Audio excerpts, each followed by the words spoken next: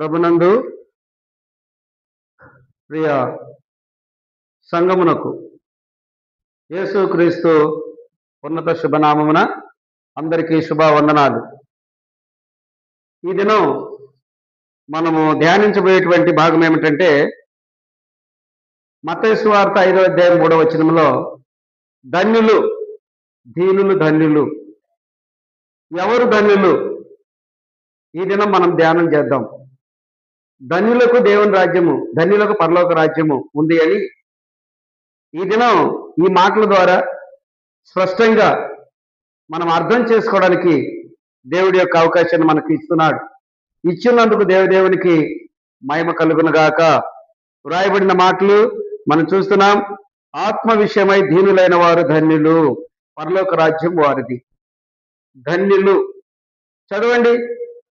32వ దావీదు కీర్తన 1వ వచనం. తన అతిక్రమములకు పరిహారము నొందినవాడు తన పాపమునకు ప్రాయశ్చిత్తము నొందినవాడు ధన్యుడు. వింటున్నారా?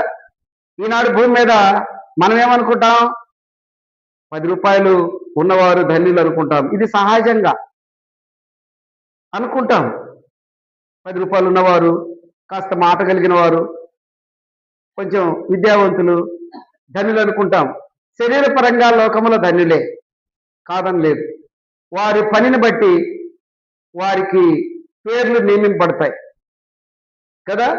వృత్తులను బట్టి కులాలు ఎలాగా నియమింపబడ్డాయో అలాగనే వారు కలిగి ఉన్న స్థితిని బట్టి పర్వాలేదు, ధన్యులు అని ఎంచబడతా ఉంటారు.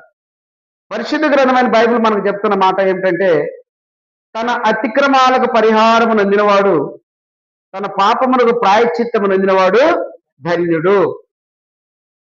దేవుడు ఇలాంటి ధన్యులను కోరుతున్నాడు. ఈ ధన్యులు దేవుని ఎదుట ఉంటారు.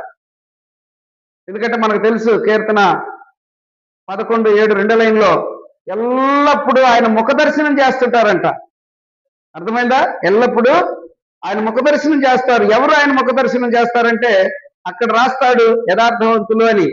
ధన్యుల జీవితంలో ఎవరైతే ధన్యులుగా తీర్చబడతారో వారు యథార్థవంతులుగా ఉంటారు, వారు ఆత్మానుసారంగా ఉంటారు, వారి న్యాయాన్ని అనుసరించే వారుగా ఉంటారు, వారు దేవుని మాట విని భయపడేవారుగా ఉంటారు. కాబట్టి అర్థమైందా? దేవుని సన్నిధికి వచ్చాం, దేవుని సన్నిధిలో మనం ఉంటున్నాం. ఎవరు దేవుని సన్నిధిలో ఉండగలుగుతారు అని మనం ఆలోచన చేస్తే, ఎందుకంటే అక్కడ మన కీర్తన గ్రంథం 5వ అధ్యాయంలో ఉంటది ఈ మాట.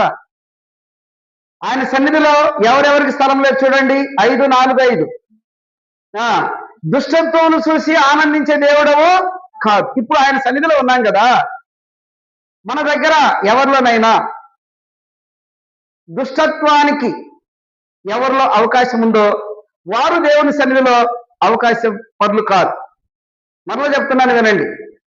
దేవుని సన్నిధికి వచ్చాం, మనందరం దేవుని సన్నిధికి వచ్చినాం. దేవుని సన్నిధి ఎవరికి, ఎలాంటి వారికి అవకాశం ఉందంటే మనం చూస్తున్నాం. జాగ్రత్తగా వినండి. దుష్టత్వాన్ని చూసి ఆనందించేవాడు కాడు. ఇప్పుడు దేవుని సన్నిధికి వచ్చాం. ఆత్మ విషయమై దీనులైన వారు ధన్యులని చెప్పబడిన మాట ప్రకారంగా మనం ధన్యులముగా ఎంచుకుంటున్నాం. ఎందుకంటే దేవుని సన్నిధిలో ఉన్నాం కాబట్టి, దేవుని సన్నిధి వెళ్తున్నాం కనుక, దేవుని ఎరిగినాము కనుక ధన్యులం అనుకుంటున్నాం. మంచిదే, ఆ విధంగా అనుకోవటం మంచిదే. ఆ విధంగా జీవించడం ఇంకా మంచిది. అనుకోవటం కంటే కూడా ఎక్కువ క్రియ కలిగి ఉండటం మంచిది. ఏమన్నాడు అక్కడ? దుష్టత్వాన్ని చూసి నువ్వు ఆనందించే దేవుడవు కాదు. దేవుని సన్నిధిలో ఉండి ఒకవేళ అలాంటి లక్షణాలు ఎవరైనా కలిగి ఉంటే వారి పట్ల దేవునికి ఎంత మాత్రము ఇష్టమైన కార్యం కాదు, ఇష్టమైన వారు కాదు. ఒకవేళ వారికి వారే ధన్యులు అనుకుంటే అది ప్రయోజనం కాదు. జాగ్రత్త గుర్తుపెట్టుకోండి. దుష్టత్వం చూసి ఆనందించే దేవుడు కాదు. చెడుతనమునకు నీ యొద్ద చోటు లేదు. డాంబికులు నీ సన్నిధిని నిలవరు. అర్థమవుతుందా? మరి ధన్యులు అనబడిన వారు ఎవరైనా, ఇప్పుడు మనం చూసినాం కదా 32వ కీర్తనలో తన అతిక్రమాలకు పరిహారం నొందినవాడు ధన్యుడు. ఇంకా దేవుని సన్నిధి కలిగి ఉండి దేవుని సన్నిధిలో ఉంటూ కూడా ఇంకా అతిక్రమ లక్షణాలు. రాత్రి మనం చూసాం, మన పితరుడు దావీదు మహారాజు అంటాడు, నా నోటి మాట ద్వారా కూడా నేను అతిక్రమింపను. ఇలాంటి స్థితి కలిగి ఉన్నవారు ధన్యులు. దేవుని సన్నిధి కలిగి ఉన్నవారు ధన్యులు. ఎందుకంటే మరొక చోట రాయబడింది, యెహోవా తమకు దేవుడుగా గల జనులు. ఎందుకంటే ఎఫెసీయులకు రాసిన పత్రిక 2లో ఒకప్పుడు మనందరము దేవుడు లేని వారముగా బ్రతికాం. ఇశ్రాయేల్ ప్రజలతో సహా పౌరులు కాకుండా బ్రతికాం. నిరీక్షణ లేని వారముగా బ్రతికాం. పరజనులముగా బ్రతికాం. అయితే క్రీస్తునందు క్రీస్తు రక్తము వలన ఇప్పుడు మనం ఏమయ్యాము? సమీపస్థులమయ్యాము, ఇంటివారమయ్యాము, ధన్యులమయ్యాము. పోగొట్టుకున్న మన పితరుడు ఆదాము పోగొట్టుకున్న ధన్యతను క్రీస్తు యేసునందు క్రీస్తు రక్తము వలన ఇప్పుడు మనకు ఆయన అనుగ్రహించాడు. అక్కడ రాస్తాడు, క్రీస్తు రక్తము వలన ఇప్పుడు మీరందరూ కూడా ఏక పట్టణస్థులు, ఇంటివారు, సమీపస్థులై ఉన్నారు. సమీపస్థుడే ధన్యుడు, దూరస్థుడు ధన్యుడు కాడు. అది గుర్తుపెట్టుకోండి. ఇప్పుడు మనము సమీపములో ఉన్నామా, దూరంగా ఉన్నామా? సమీపములో ఉన్నామని ఎవరైతే వారిని వారు ఎంచుకుంటున్నారో వారు ఎలా ఉండాలనో మనం కీర్తన 5లో చూసాం. ఆ తర్వాత మరొక ధన్యతలోనికి వెళ్దాం, ఎందుకంటే 32లోకి మళ్ళా వస్తాం. సరే, 32:2లో చదవండి. యెహోవా చేత నిర్దోషి అని ఎంచబడిన వాడు ఆత్మలో. ఈ ఉదయకాల సమయంలో మనము దేవుని ఇంటిలో ఉన్నాం. మనందరము పై రూపాలను చూస్తాం. ఎవరు వచ్చారా ఎవరు రాలేదని చూస్తాం. ఇంతవరకే మన పని. దేవుని పని అది కాదు. హృదయమును అంతరంగమును పరిశీలన చేస్తాడు, పరిశీలిస్తాడు. పై రూపంతో ఆయనకు పని లేదు. అంతరంగము ఆయన ఎడల ఎలా ఉందో. ఒకవేళ ఒకప్పుడు నీవు నేను మనందరం కూడా నిర్దోషులుగా తీర్చబడి ఉండొచ్చు. జాగ్రత్తగా మనసు పెట్టండి. మీ ఆలోచన ఎక్కడ ఉంటే ఈ మాటలు మీకు అర్థం కావు, జీవితంలో అర్థం కావు. ఒకప్పుడు మనము నిర్దోషులముగా తీర్చబడి ఉండి ఉండవచ్చు. ఇప్పుడు ఆరాధించడానికి వచ్చిన ఈ దినం 7వ మాసంలో మొదటి ప్రభుదినం. ఈ దినాన నిర్దోషంగానే మనము ఉండి ఉండొచ్చునా? ఉండి ఉంటామా? ఉన్నామా? అయితే ధన్యులమే. వాక్యం వింటున్నా కూడా, ప్రార్థన చేసినా కూడా, సహవాసంలో కలిసి ఉన్నా కూడా చాలా మంది జీవితాల్లో, అర్థమవుతుందా, చాలా మంది జీవితాల్లో నిర్దోషం చాలా తక్కువగా కనిపిస్తుంది. అంటే ఇంకేం కనిపిస్తుందని? నిర్దోషం తగ్గినప్పుడు మీ దోషము మీకు మీ దేవునికి. ఒకవేళ నీ మనస్సాక్షికి నీవు నీ అంతరంగాన్ని చక్కగా పరిశీలన చేసుకొని ఈరోజు ఎలా ఉన్నావో, నువ్వు ఆరాధించే ఆరాధన, నువ్వు స్తుతించే స్తుతులు, నువ్వు చెల్లించే సమస్తం, నువ్వు అర్పించే అర్పణ, నీ హృదయ సమర్పణ దోషము లేనిదిగా ఉంటే నువ్వు ధన్యుడు, ధన్యురాలవే. చాలా మంచిది, సంతోషం అలా జీవిస్తే. ఒకవేళ ఏదైనా ఒక కొదువ దేవుని దృష్టిలో కనపడతా ఉంది అనుకోండి, దేవుని దృష్టిలో కనపడతా ఉంది అనుకోండి, అలాంటి సమయంలో మన సమస్తం కూడా అది సరైనటువంటి స్థితి కాదు అని గుర్తుపెట్టుకోండి. మనం చూసిన మాటల ప్రకారంగా ధన్యులు. ఎవరు ధన్యులు? తన అతిక్రమానికి పరిహారమునుంది, తన పాపానికి ప్రాయశ్చిత్తమునొందిన వాడు ధన్యుడు. పాపానికి ప్రాయశ్చిత్తం ఎలా? పాపానికి ప్రాయశ్చిత్తం ఎలా? ఈనాడు భూమి మీద మానవులు అనేక విధాలుగా అనేక స్థలాల్లో వారు ఒక మంచి కార్యం చేసి, ఎవరికైనా ఏదైనా పుణ్యదానం చేసి, లేదా వస్త్రదానాలు చేసి, యాత్రలు చేసి మా పాపము క్షమింపబడి ఉన్నది అని వారు అనుకుంటున్నారు. కానీ అది ఆ విధముగా నిజముగా ఆ పాపానికి క్షమాపణ అలా జరుగుతా ఉంటే మరి సర్వమానవ పాప పరిహారం రక్త పురోక్షము అవశ్యం అనేటువంటి మాట అలాంటి వారి విషయంలో నెరవేరదు. మనుషుడు కలిగి ఉన్న ఊహ మాత్రమే నిజమనుకోవటం మాత్రం అది ఎంత మాత్రము యోగ్యకరమైనది కాదు. లేఖనాల్లో గ్రంథాల్లో రాయబడిన మాట సర్వమానవ పాప పరిహారం రక్త ప్రోక్షణం అవశ్యం, తదరక్తం పరమేణ పుణ్యదాన బలియాగం అనేటువంటి మాట సొంత ఊహాల ప్రకారంగా నేను చేసిన కార్యాల వలన నా పాపము క్షమింపబడినది అనేటువంటి వారి విషయంలో ఈ శ్లోకము అలాంటి వారి విషయంలో ఈ శ్లోకము సరిపోదు. అంటే ఈ శ్లోకము యొక్క అర్థము అలాంటి వారు ఈ శ్లోకానికి సరిపోరు. అంటే పాపము క్షమాపణ పొందలేదని చెప్పొచ్చు. పాప క్షమాపణ బంగారము ద్వారా వెండి ద్వారా లేదు. పాప క్షమాపణ ఎక్కడ ఎలా దొరికిందనేది భూమి మీద పెద్దలు చాలా మంది జ్ఞానవంతులు వారు కూడా వారి గ్రంథాల్లో ఈ మాటలు తెలియపరిచారు. అయితే మనం ఈ పాప క్షమాపణ కొరకు 1 పేతురు 1:18 దేవుని ఏర్పాటు ప్రకారంగా దేవుని దాసుడు దేవుని వైపు నుండి మాట్లాడిన మాటను మనం అక్కడ చూస్తాం. పితృపారంపర్యమైన మానవుడు కలిగి ఉన్నటువంటి వ్యర్థ ప్రవర్తన ద్వారా అవి పోనట్లు వెండి బంగారముల చేత క్షయ వస్తువుల చేత అర్థమవుతుందా? క్షయ వస్తువుల చేత వెండి బంగారముల ద్వారా పాప క్షమాపణ లేదు.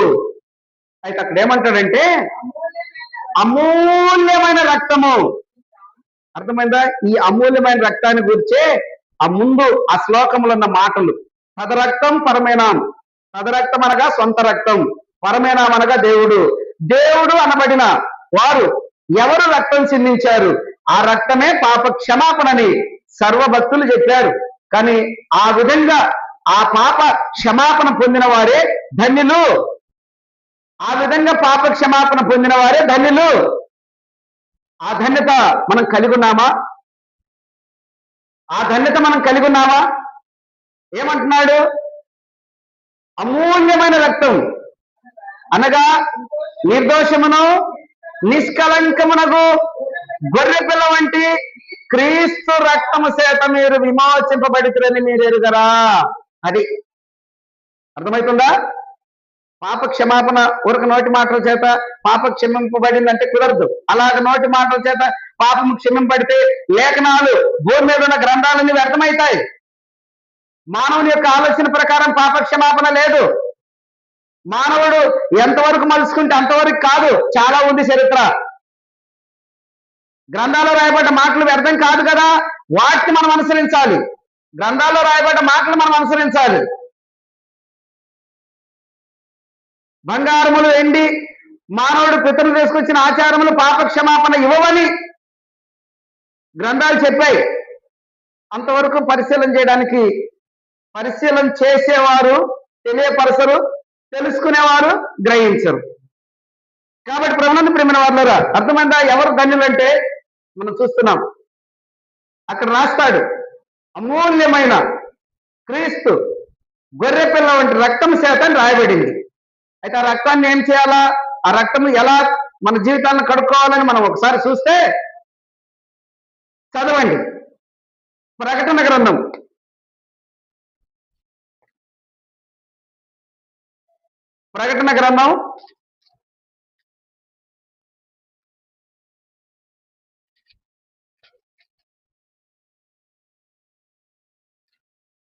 7వ అధ్యాయం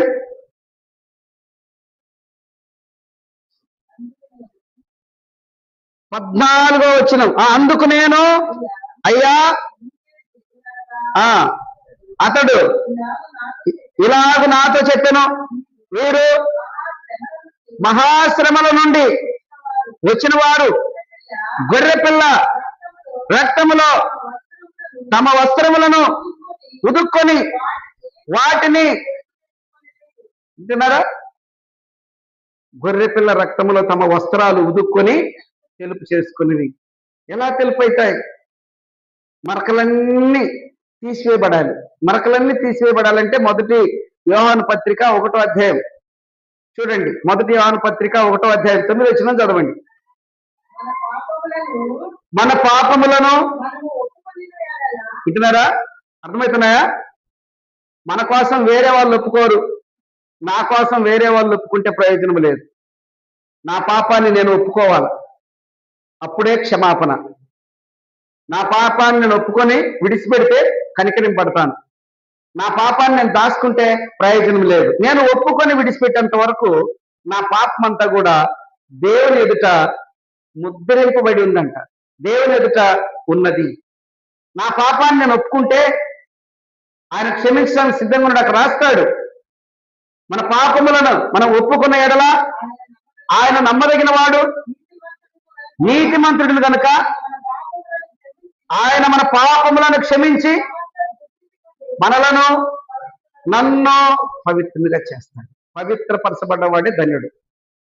పవిత్రపరచబడలేదు అనుకోండి, ఇక ధన్యత ఎక్కడ ఉంటుంది? ఎక్కడున్నారు ఇప్పుడు మీరందరూ? అర్థమవుతున్నాయా? మనం చదువుకున్న మాటలు అర్థమైనాయా? ధన్యులు ఈ దిన ప్రత్యేకత. ధన్యులు ఎవరు? ధన్యులు ఎలాంటి వారు? ధన్యులు అర్థమైందా? ఎవరు ధన్యులు, ఎలాంటి వారు ధన్యులు? మనం చూస్తూ వచ్చాం, కొన్ని మాటలు విన్నాం. 32 దావీదు కీర్తనలో తన అతిక్రమాలకు పరిహారం పొందినవాడు, తన పాపములకు ప్రాయశ్చిత్తం పొందినవాడు ధన్యుడు. ఈ పాపము, అపరాధం, ఈ అతిక్రమము, పాపము రెండు కలిగి ఉంటే ఉన్నవారు ఏమవుతారు? ఉన్నవారు ఏమవుతారు? సరే, దృష్టి బల్ల వైపు. ఏమవుతారు ఉన్నవారు? పాపము, అతిక్రమం ఉన్నవారు ఏమవుతారు? దేవుడు చేసిన గొప్ప మేలును ఎన్నడూ మరవకండి. దేవుడు చేసిన మేలును ఎన్నడూ మరవకండి. గుర్తుపెట్టుకోండి, జ్ఞాపకంలో ఉంచుకోండి, ఎల్లప్పుడూ జ్ఞాపకం కలిగి ఉండండి.